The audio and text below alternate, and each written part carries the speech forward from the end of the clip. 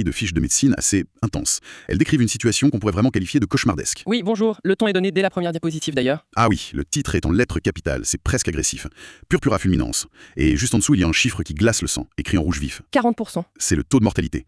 On parle d'un choc septique foudroyant, le pronostic vital qui s'effondre en quelques heures. C'est ça, c'est l'une des urgences les plus extrêmes en infectiologie, vraiment. On va décortiquer ces fiches pour comprendre pourquoi. C'est une course contre la montre. Exactement, on va voir pourquoi chaque minute est absolument cruciale. Le but, c'est de comprendre les gestes qui sauvent et la logique derrière. Et ce qui est particulièrement troublant, et les documents insistent là-dessus, c'est que ça peut commencer de manière hyper banale. Oui, on lit fièvre, courbature, fatigue. En gros, les symptômes d'une bonne grippe. C'est un piège diagnostique terrifiant. Mais les sources proposent un concept pour ne pas tomber dedans, une sorte d'équation de survie.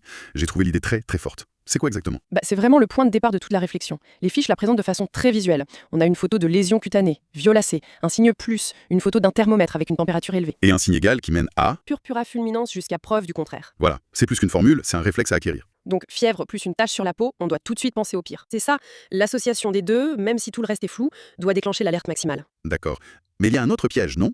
Un piège visuel. J'ai lu que les lésions, au début, elles sont pas forcément très impressionnantes. C'est tout à fait ça. Elles peuvent être un peu pâles, violacées. Alors, comment on fait la différence avec un simple bleu, un hématome? J'imagine que dans le stress de l'urgence... La confusion est facile. Et les fiches donnent un outil clinique d'une simplicité redoutable pour y répondre. Lequel? C'est le test à la vitropression. On prend un objet transparent, un verre par exemple, et on appuie fermement sur la lésion. D'accord. Un hématome, un bleu, va s'éclaircir, il va presque disparaître sous la pression. Et la lésion de purpura? Elle ne s'efface pas du tout. C'est parce que le sang est sorti des vaisseaux, il s'est infiltré dans la peau. C'est un signe qui ne trompe pas. C'est dingue, un geste aussi simple peut tout changer. Mais les fiches insistent aussi sur la dynamique de ces lésions. Elles ne restent pas pareilles. Non, et c'est même un des signes les plus alarmants. Les documents distinguent bien la phase initiale, discrète, de la phase évoluée. C'est-à-dire? C'est là que la nécrose s'installe, la peau devient noire, les tissus meurent, et ce passage de l'un à l'autre peut être extraordinairement rapide. Vraiment rapide? Il y a une note d'attention dans les sources qui dit, je cite, « Les lésions s'étendent rapidement, parfois visibles en quelques minutes. En quelques minutes? C'est terrifiant. Voir les taches s'agrandir à vue d'œil, c'est un signe de gravité extrême. » Pour rendre ça plus concret, les fiches nous présentent le cas de Monsieur X. 45 ans, en parfaite santé, aucun antécédent. Voilà. Il arrive aux urgences, il se plaint de fatigue intense, de fièvre. Le tableau d'un syndrome grippal classique. Le genre de patient qu'on voit des dizaines de fois par jour en hiver. Exactement. Sauf que, si on regarde son moniteur, les chiffres, eux, racontent une toute autre histoire. Alors qu'est-ce qu'ils disent ces chiffres? Température, 38,3 degrés C. Ça, c'est la fièvre, c'est attendu. Mais sa pression artérielle est à 99,60. C'est bas. Très bas même. C'est un signe de choc, non? C'est la définition même de l'état de choc. Le corps n'arrive plus à maintenir la pression. Du coup, pour compenser, son cœur bat à 110 par minute. Tachycardie. Et il respire vite, 23 fois par minute, pour essayer de capter plus d'oxygène. Tout son corps est en train de se battre. Et au milieu de tout ça, il y a une petite note clinique. Quelques mots qui changent tout. La voilà, des lésions discrètes sur les genoux. Et là, on a tous les éléments d'équation. La fièvre, les lésions et un patient en état de choc. La question posée par la fiche « simple grippe ou urgence vitale », elle devient soudain. Rhétorique, oui. Le piège était là, mais il fallait aller chercher l'info. C'est là que le protocole tic-tac entre en jeu. Les fiches le décrivent comme une séquence d'actions chronométrée. Et la première étape, la suspicion, elle doit prendre moins d'une minute. Moins d'une minute, oui. Et le geste clé de cette première minute est d'une simplicité. Désarmant. C'est écrit en majuscule dans les notes. Déshabiller intégralement le patient. Pourquoi cette insistance? Mais parce que ces lésions, elles ne se montrent pas toujours au grand jour. Elles adorent se cacher sur les extrémités, les pieds, les mains. Ou les zones de pression. Exactement. Le dos, les fesses chez un patient alité. Si on se contente d'un examen rapide du torse, on peut passer complètement à côté. Le message des sources est clair. Sans ambiguïté, devant toute fièvre inexpliquée, tout malaise qui sort de l'ordinaire, le premier réflexe, c'est une inspection de tout le corps. Ne pas le faire, c'est prendre un risque inacceptable. D'accord, donc on a trouvé les lésions en moins d'une minute. C'est une première victoire, mais le vrai combat commence. Qu'est-ce que les fiches disent de faire dans le quart d'heure qui suit? C'est là que tout se joue, j'imagine. C'est le moment le plus critique. L'action tient en 2 mots, antibiothérapie immédiate.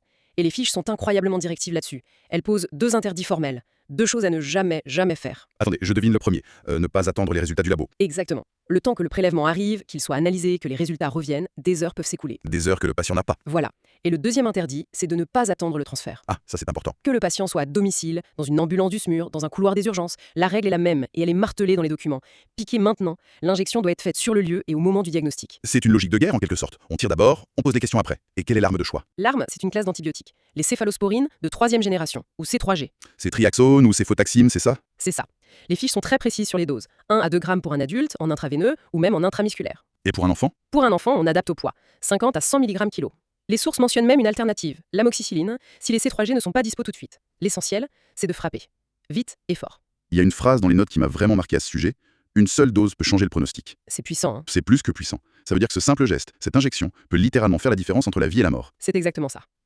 C'est un investissement thérapeutique au rendement quasi infini. On donne une chance au corps de reprendre le dessus. Avant que les toxines de la bactérie ne fassent des dégâts irréversibles. Précisément. D'accord. L'antibiotique a été injecté dans les 15 minutes. Est-ce que le patient est tiré d'affaire pour autant? Non, la bataille ne fait que commencer, mais on a gagné un temps précieux. La phase suivante, celle des 30 minutes, c'est la stabilisation. Et la priorité? C'est de combattre l'état de choc. Pour ça, on utilise le remplissage vasculaire. On perfuse massivement le patient pour faire remonter sa pression. D'accord, on remplit les tuyaux en gros. C'est un peu ça.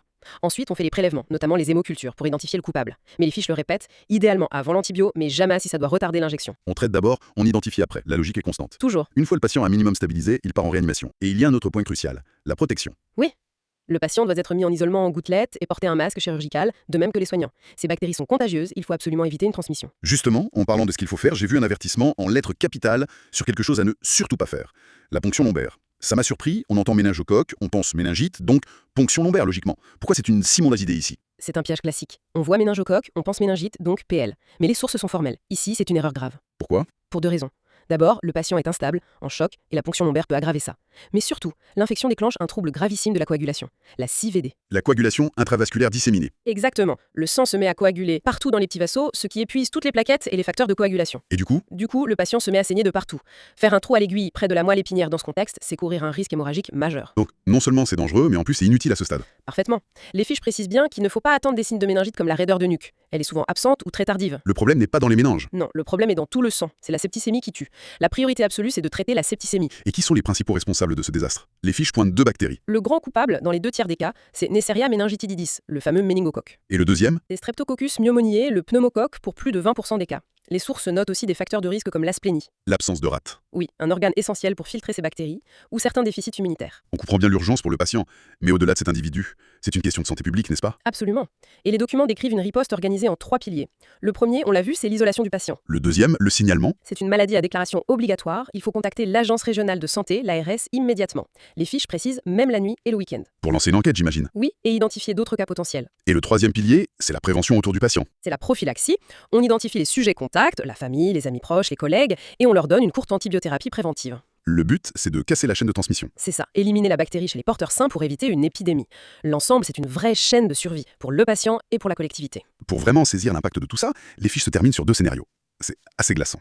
Dans le premier, le scénario A, un soignant, Jean, voit un patient avec les doigts qui deviennent bleus. Son réflexe est de penser à un manque d'oxygène localisé. Donc il donne de l'oxygène, il commande une prise de sang et il attend les résultats. Une approche qui semble prudente en apparence, sauf que cette approche lui fait perdre 3 heures. 3 heures. 3 heures pendant lesquelles la septicémie flambe. Le résultat est catastrophique. La fiche décrit une défaillance de tous les organes et des séquelles irréversibles. Amputation des 2 avant-bras et des 2 jambes. C'est terrible. 3 heures. Dans une vie normale, ce n'est rien. Ici, c'est la différence entre marcher et vivre avec des amputations multiples. L'impact du délai est vertigineux. Mais comparons avec le scénario B. La réactivité paye. Le même soignant, le même patient. Cette fois, il a le bon réflexe. Il déshabille intégralement le patient et repère les lésions purpuriques, discrètes, sur les genoux. Il comprend, instantanément. Et son action est immédiate. Avant même d'appeler pour le transfert, il injecte 2 grammes de céfotaxime. Et le résultat est à l'opposé du premier scénario. Le patient survit sans séquelles majeures. C'est fou. Une statistique citée dans cette dernière diapositive résume tout l'enjeu. Éviter ce délai réduit le risque de mortalité de 5 à 10 fois. De 5 à 10 fois, c'est un chiffre colossal. Il y a très peu de situations en médecine où un geste aussi simple, fait un peu plus tôt, peut avoir un impact aussi massif. C'est ce qui rend ce sujet à la fois terrifiant et...